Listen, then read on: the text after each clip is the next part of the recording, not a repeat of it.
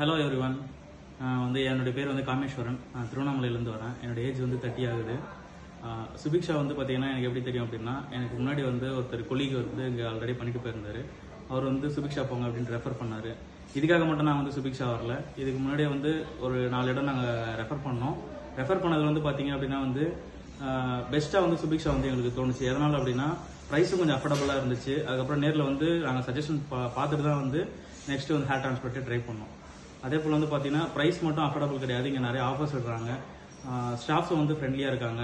அதுவும் இல்லாமல் hair transplant இவங்களே பண்ணுறதில்ல, ஒரு ப்ரொஃபஷனலாக பண்ணுறாங்க. ரொம்ப நல்லா இருக்குது. கண்டிப்பாக நீங்கள் ட்ரை பண்ணுங்கள்.